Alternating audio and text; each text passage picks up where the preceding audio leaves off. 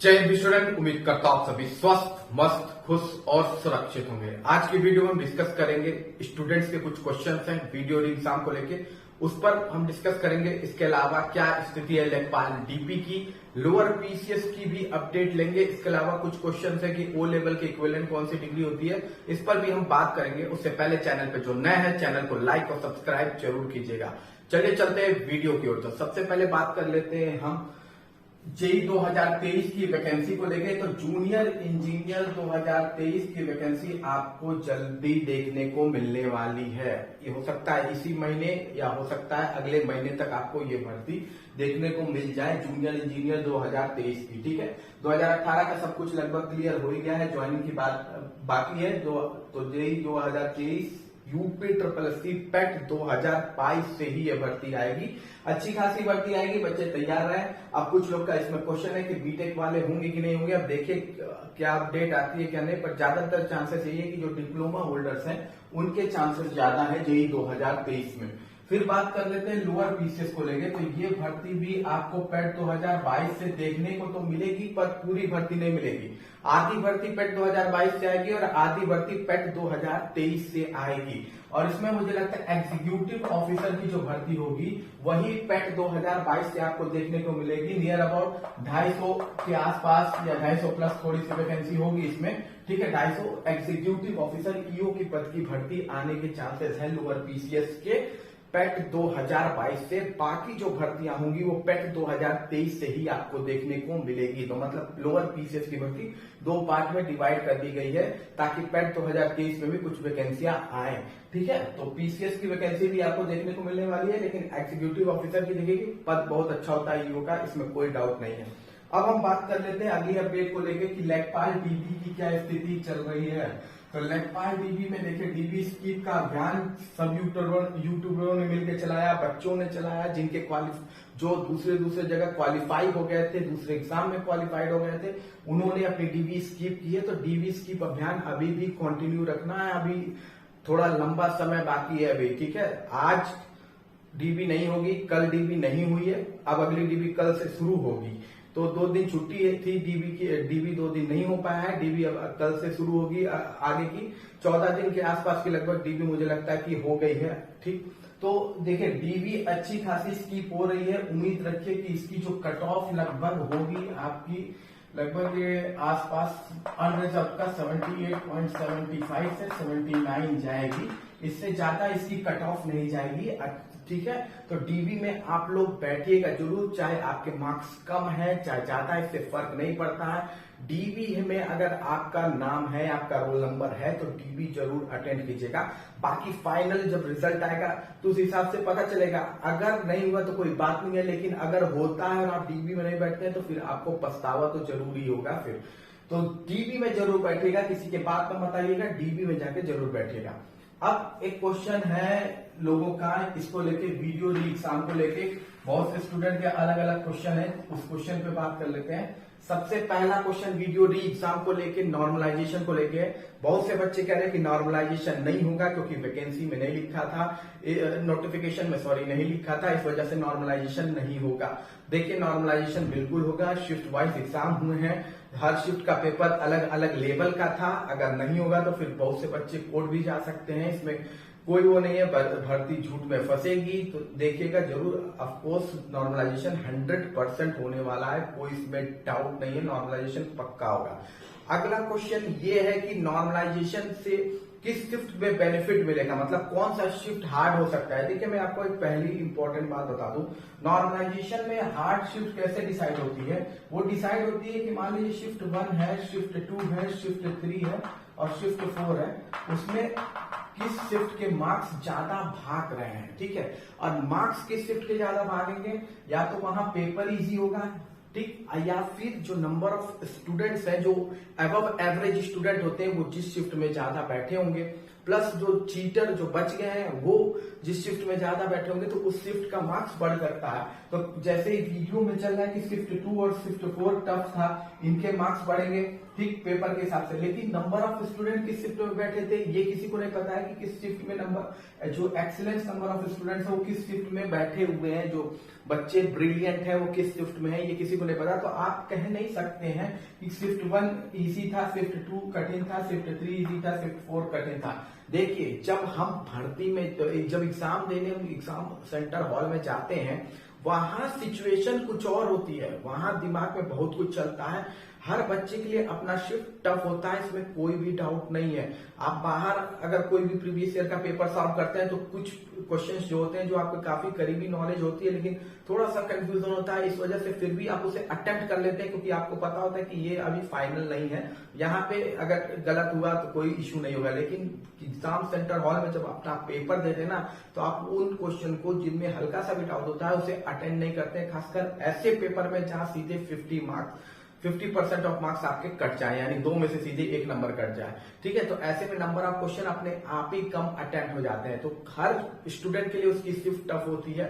Shift 1 में भी बहुत ऐसे बच्चे जो 140 120 क्वेश्चन किए हुए थे और जब आइए फाइनल आंसर की तो आपने देखा है कि वो आ गए हैं सीधे 102 104 पे। तो हर शिफ्ट टफ है, एक्सेप्ट कोई नहीं बता सकता है कि कौन सी शिफ्ट टफ है, ये केवल डिसाइड करेगा नंबर किस शिफ्ट में जो ब्रिलियंट स्टूडेंट होते हैं, जो ब्रिलियंट स्टूडेंट हैं उनकी संख्या किस शिफ्ट में ज्यादा है और चीटर्स की संख्या किस शिफ्ट में ज्यादा है। ठीक है, इन दोनों की वजह से ही मार्क्स बनेंगे क्योंकि ओवरऑल बेस उसी को माना जाता है जिस शिफ्ट का मार्क्स हाई होता है, मतलब ज्यादा जिस शिफ्ट का मार्क्स होता है उसी को बेस मान के नॉर्मलाइजेशन किया जाता है। तो कोई ये ना मैं बता सकता हूं ना कोई यूट्यूबर बता सकता है कि किस शिफ्ट में कौन से ब्रिलियंट स्टूडेंट बैठे थे किस शिफ्ट में नहीं। तो ओवरऑल ये तो डिसाइड होगा जब आपके मार्क्स चेक होंगे। ठीक है, तो हर शिफ्ट में है लेकिन ज्यादातर लोग कह रहे हैं शिफ्ट 2 और शिफ्ट 4 में है, जिसमें भी है नॉर्मलाइजेशन होना तय है। ओवरऑल बात यह है और ये एक्सेप्ट बोला नहीं जा सकता है कि शिफ्ट 2 में ही नंबर बढ़ेगा शिफ्ट 1 में नंबर घट जाएगा, ये भी एक्सेप्ट आप कह नहीं सकते हैं। ठीक है, मैंने आपको समझा दिया कि शिफ्ट कोई नहीं बता सकता कि टफ है इजी है क्या नहीं है। अब हम बात कर लेते हैं अगले क्वेश्चन को लेके कि अगला क्वेश्चन ये है कि मेरा नॉर्मलाइजेशन क्या एक्यूरेसी, मतलब कि शिफ्ट 1 का जो जैसे मान लीजिए शिफ्ट काफी बच्चों का कहना है कि मैं शिफ्ट 1 में हूं तो मेरे मार्क्स घटेंगे और शिफ्ट 2 वाले के मार्क्स बढ़ेंगे तब तो मेरे मार्क्स बहुत कम हो जाएंगे। तो देखिए ऐसा कुछ नहीं होता है। ठीक है, सिंपल सी बात समझिए, मान लीजिए एक शिफ्ट 1 है और एक शिफ्ट 2 है। ठीक, शिफ्ट 1 को मिला हुआ है मार्क्स 110 और शिफ्ट 2 को मिला हुआ है मार्क्स 100। ठीक है, अब देखिए नॉर्मलाइजेशन के समय 2 तरीके होते हैं, या तो आप इस ठीक है और एक शिफ्ट 3 मान लीजिए जहां पे 106 नंबर मिले हुए हैं। ठीक है, अब शिफ्ट 1 को यहाँ बेस इसलिए माना जाएगा क्योंकि ओवरऑल स्टूडेंट का जो रेशियो वो आया एवरेज आया 110 मार्क्स जो मीन आया है वो शिफ्ट 1 का ज्यादा है तो हम इसे बेस मान लेंगे। नॉर्मलाइजेशन के भी 2 तरीके होते हैं। ठीक है, जो नॉर्मलाइजेशन 1 में क्या होगा, जो नॉर्मलाइजेशन 1 है उसमें क्या होगा, इसी को बेस मान के यहाँ पे +10 और +4 कर दिया जाएगा, अर्थात इनको सीधे 110 के बराबर ला दिया जाएगा। यहाँ पे जो भी स्टूडेंट होंगे, कोई अगर 96 पाया है तो उसमें 4 ऐड हो जाएगा शिफ्ट 3 में, शिफ्ट 2 में वही 96 पाया है तो उसमें 10 ऐड हो जाएगा, तो सबका ओवरऑल आ जाएगा 110 के पास। ठीक है, यानी इस शिफ्ट में जो बच्चे जो मार्क्स पाएंगे उसमें +10 ऐड होगा, इस शिफ्ट में जो मार्क्स पाएंगे +4 ऐड होगा। पर हर बच्चे के साथ ऐड नहीं होगा, जिसकी एक्यूरेसी जितनी अच्छी होगी उसको उतना बेनिफिट मिलेगा। ठीक है, जिसकी एक्यूरेसी जितनी अच्छी होगी उसको उतना बेनिफिट मिलेगा। शिफ्ट 2 में अगर एक बच्चे ने 96 क्वेश्चन किए हैं और 96 क्वेश्चन किया और 5 ही गलत है तो फिर उसको 10 नंबर पूरे दिए जाएंगे। लेकिन उसी शिफ्ट 2 में कोई किया हुआ है 86 क्वेश्चन लेकिन उसके क्वेश्चन काफी गलत है, ज्यादा अमाउंट में गलत है, तो उसका हो सकता है 40 नंबर बढ़े। ठीक है, तो ये एक होता है, ये नॉर्मलाइजेशन फर्स्ट का तरीका है। अब नॉर्मलाइजेशन सेकंड में क्या होता है, क्योंकि अब बच्चे का क्वेश्चन ये था कि सर कितने नंबर घट जाएंगे, आप तो कह रहे हैं क्वेश्चन में नंबर बढ़ रहे हैं, तो वो होता है नॉर्मलाइजेशन 2। ठीक है, दूसरा तरीका जो नॉर्मलाइजेशन का होता है उसमें क्या किया जाता है, एग्जामिनर करता क्या है आपके साथ, मान लीजिए 110 है ये बेस है, तो एग्जामिनर कहता है चलो भाई यहाँ पे हम क्या करते हैं 4 नंबर घटा देते हैं, माइनस कर देते हैं, क्या कर देते हैं 4 नंबर को माइनस कर देते हैं और इसको लेके आ जाते हैं 106 में। तो यहाँ जो बच्चे जिस इस शिफ्ट के होंगे उनका 4 नंबर घटा दिया जाएगा, ठीक है, उनका 4 नंबर घटा दिया जाएगा और वो 106 होगा। यही पैक्ट में किया जाता है, ठीक। उसके बाद शिफ्ट 2 में क्या किया जाएगा, अब शिफ्ट 2 में आपका 10 नंबर नहीं बढ़ाया जाएगा, पिछली नॉर्मलाइजेशन 1 के तरीके से 10 नंबर नहीं बढ़ाया जाएगा, बल्कि यहाँ पे कितना नंबर बढ़ाया जाएगा, +6 बढ़ाया जाएगा, ठीक है, +6 मतलब 6 ही नंबर बढ़ाया जाएगा और ये हो जाएगा 106, ठीक। क्योंकि यहाँ 4 नंबर पहले ही एग्जाम में घटा दिया है तो यहाँ पे +6 ही बढ़ाया जाएगा और यहाँ पे कितना बढ़ाया जाएगा, तो यहाँ पे भी एक भी नंबर नहीं बढ़ाया जाएगा, यहाँ 0 नंबर बढ़ाया जाएगा, कोई चेंजिंग नहीं होगी क्योंकि ये भी 106 हो गया है, ठीक। तो इस शिफ्ट में कोई अंतर नहीं आया है, इस शिफ्ट में +6 का वो होगा और इस शिफ्ट में -4 कर दिया जाएगा। तो इस शिफ्ट के बच्चों को का निगेटिव होगा प्लस इस शिफ्ट के बच्चों का पॉजिटिव होगा। इस शिफ्ट में कोई अंतर नहीं आएगा, लेकिन इस शिफ्ट के बच्चों का जो पॉजिटिव होगा वो सिर्फ 6 नंबर होगा, 10 नंबर नहीं होगा। और ये तरीका पैक्ट में यूज करता है यूपी SSSC, ठीक है। तो यही 2 तरीके हैं नॉर्मलाइजेशन के, 1 या तो पूरा ऐड कर देगा, 2 या तो घटाएगा और जोड़ेगा, ठीक। तो टेंशन की कोई बात नहीं है कि आपका नंबर इतना नहीं घट जाएगा कि दूसरे शिफ्ट वाले आपसे आगे चले जाएंगे और आपका कम हो जाएगा, ठीक है। तो ऐसा कुछ भी नहीं होने वाला है। तो इस क्वेश्चन का भी मैंने आपको बता दिया, ठीक। कट ऑफ को लेके है कि कट ऑफ क्या हो सकती है, तो कट ऑफ मैंने हर बार बताया है। मुझे जहां तक है कि 102 103 जाएगी, सब 102 103 यूआर कैटेगरी की 102 103 जानी ही है, ठीक है, इतनी तो होनी है, ठीक। तो ये कुछ क्वेश्चन थे बच्चों के, ठीक, कि क्या वीडियो को लेके कि ये है ये, और भी अगर कोई क्वेश्चन आपको वीडियो से रिलेटेड है तो कमेंट बॉक्स में लिख दीजिएगा क्वेश्चन, उसका मैं आंसर जवाब देने की कोशिश बिल्कुल करूंगा, ठीक है। अब हम बात कर लेते हैं ओ लेवल का। एक क्वेश्चन था, बच्चे ने पूछा था ओ लेवल की इक्विवेलेंट डिग्री है कि नहीं। जैसे इसमें एक क्वेश्चन एक बच्चे ने मुझसे पूछा था कि बीटेक मैकेनिकल वाले क्या इसको भर सकते हैं। जैसे बीटेक अगर आपने एमई से की है मैकेनिकल इंजीनियरिंग से, तो क्या आप ओ लेवल में एआरओ का पद भर सकते हैं, तो आप नहीं भर सकते हैं, ठीक। क्यों नहीं भर सकते हैं, क्योंकि आप कंप्यूटर साइंस पढ़ते हैं, उसमें नो डाउट है, लेकिन एक सेमेस्टर में पढ़ते हैं, ठीक। अगर कोई मैकेनिकल इंजीनियरिंग लिया है बीटेक में और उसने दोनों सेमेस्टर में पढ़ा है, मतलब एक साथ दोनों सेमेस्टर में, ऐसा नहीं कि पहले सेमेस्टर में पढ़ा है और तीसरे सेमेस्टर में पढ़ा है, ऐसा नहीं, पहले सेमेस्टर में पढ़ा और दूसरे सेमेस्टर में जस्ट अगले सेमेस्टर में पढ़ा है, तो वो ओ लेवल के बराबर मान लिया जाएगा। कब वो मान लिया जाएगा, एक साल पढ़ा है और उसे ओ लेवल के लिए मान लिया जाएगा। लेकिन जहां तक मैं जानता हूं, मैं मैकेनिकल से ही हूं, मुझे पता है एक सेमेस्टर ही पढ़ाया जाता है, शायद मेरे यहाँ तो एक ही सेमेस्टर पढ़ाया गया था, बाकी अगर 2 सेमेस्टर पढ़ाया जाता है तो नहीं पता। फाइनल ईयर में एक होता है, लेकिन वो दूसरी ही चीज होती है। तो बीटेक मैकेनिकल का एक विचार है, मैकेनिकल वाले भर सकते हैं, तो नहीं, बिल्कुल नहीं। मैकेनिकल वालों का ये नहीं हो सकता है कि आप भर पाएंगे, क्योंकि आप सिर्फ 6 महीने पढ़ते हैं। यानी कि SSC अगर होता, SSC ओ लेवल की जगह होता तो आप भर सकते थे, क्योंकि आपके पास 6 महीने का वो होता, ठीक। तो इक्विवेलेंट कौन हो सकता है, देखिए सबसे पहली बात है बैचलर डिग्री जिसकी भी हो, बैचलर डिग्री जिसने भी की हो, ठीक, उसमें प्लस 1 ईयर कंप्यूटर लेके पढ़ा हो, ठीक है।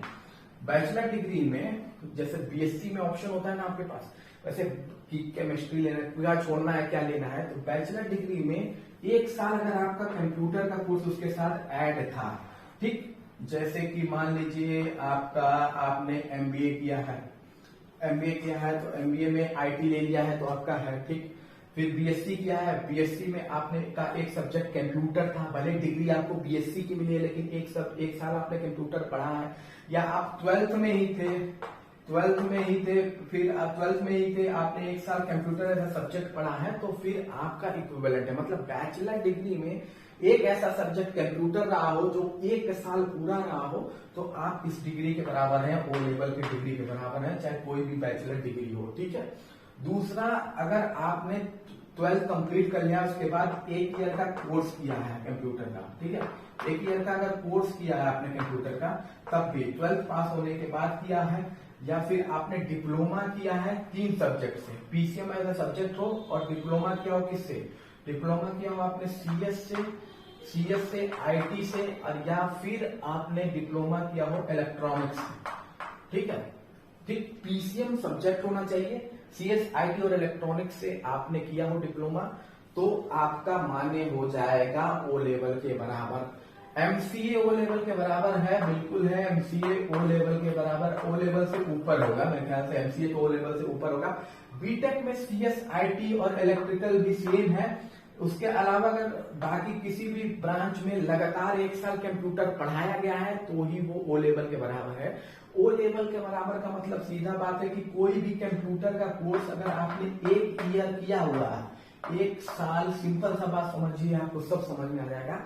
ओ लेवल का मतलब है अगर आपने ओ लेवल नहीं किया है लेकिन कोई भी कंप्यूटर का कोर्स, चाहे वो प्राइवेट हो चाहे वो पब्लिक हो, लेकिन वो अप्रूव्ड हो यूजीसी से, एआईसीटी से, एआईसीटीई से, गवर्नमेंट ऑफ इंडिया से या आपका नाइलेट से, NILT से, नाइलेट से, अगर इन संस्थानों से अप्रूव्ड है, फिर चाहे वो प्राइवेट है और फिर चाहे वो पब्लिक है, और 1 साल का कोर्स है यानी 1 ईयर का कोर्स है, तो वो ओ लेवल के बराबर है। चाहे आपने अलग से किया हो, चाहे आपने अपनी बैचलर डिग्री में as a computer as a subject लेके किया हो, तो ओवरऑल वो जो बात उतना सारा लिस्ट बना के रखे हैं उसका ओवरऑल आउटकम यही है कि 1 साल का कोर्स, ठीक, अप्रूव्ड हो यूजीसी से अप्रूव्ड हो या NILT नाइलेट से अप्रूव हो या AICTE से अप्रूव्ड हो या गवर्नमेंट ऑफ इंडिया के किसी भी इंस्टीट्यूट से अपडेट हो, गवर्नमेंट या स्टेट गवर्नमेंट से अपडेट, स्टेट गवर्नमेंट से इंटरलिंक हो,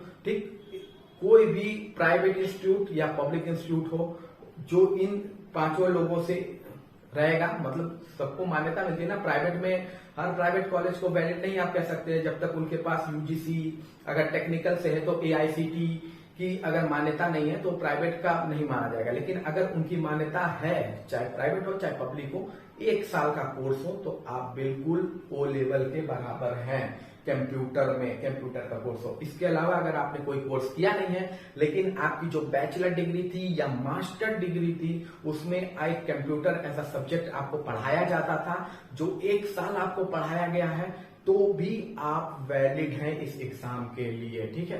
तो ओवरऑल बात है, किसी भी सिचुएशन में आपने कंप्यूटर 1 साल लगातार पढ़ा है तो आप वैलिड हो जाएंगे ओ लेवल के लिए, ठीक है।